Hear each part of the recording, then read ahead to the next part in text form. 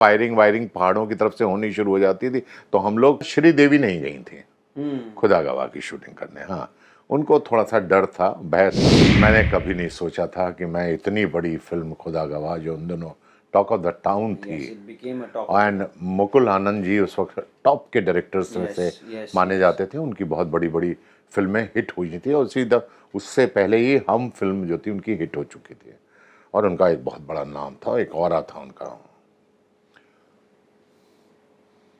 अचानक मैंने देखा कि मेरे पास एक दिन फोन आया कि मुकुल आनंद जी आपसे मिलना चाहते हैं। तो मैंने कहा अच्छा ठीक है।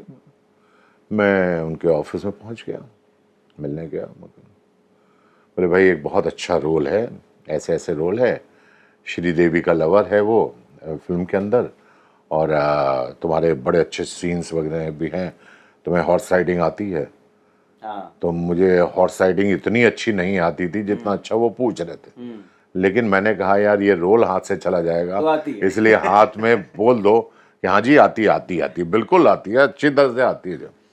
और बिल्कुल इतनी अच्छी नहीं आती थी जितनी अच्छी उस खुदा गवाह में जितनी अच्छी चाहिए थी। उन दिनों भी प्रॉब्लम चल रही थी, मुजाहिदीन की प्रॉब्लम चल रही थी, मुझे याद है अच्छी तरह से।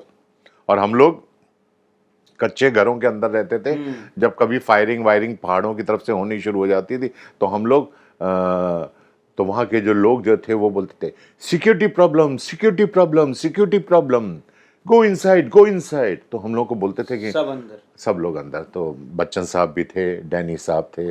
बच्चन साहब ने बड़ी अच्छी बात कही थी। डैनी, हम लोग सब लोग बैठे हुए थे ऐसे, कहने लगे देखो भाई मौत का कोई भरोसा नहीं है, कब कहाँ किस वक्त आ जाए, किस कारण आ जाए। कई बार आदमी रिक्शे से गिरता है, कई बार आदमी स्कूटर से गिर जाता है, कई बार आदमी साइकिल से गिर जाता है, सर में चोट लगती है और ख़त्म हो जाता है। कहने का मतलब ये है कि लाइफ का कोई भरोसा नहीं है। हम अफगानिस्तान में भी बैठे रहें तो भी बच जाएंगे, हम एरोप्लेन में भी जा रहे हैं तो भी बच जाएंगे। तो एक कहावत है, जाको रखे साइयाँ मार सके ना कोई, वाली बात है। तो उनकी इस बात से हम बड़े सहमत से थे। और हमारे साथ श्रीदेवी नहीं गई थी खुदा गवाह की शूटिंग करने। हाँ, उनको थोड़ा सा डर था, भय था। उनके शायद कुछ लोग थे जिन्होंने उनको मना किया कि आप जो है अफगानिस्तान मत जाइएगा, और उस तरह से उन्होंने शूट किया बड़ा खूबसूरत ढंग से, और अच्छी लोकेशंस थी और बड़ा खूबसूरत सा माहौल था वहाँ पे। ठीक है, कहाँ प्रॉब्लम नहीं होती। पहले तो सिर्फ अफगानिस्तान में प्रॉब्लम थी, आज तो जिस देश में देखो वहाँ पे प्रॉब्लम है, वहाँ पे बम की बारिश हो रही है। अब ऐसा कोई सा देश नहीं बच रहा है, मुझे ऐसा दिख रहा है।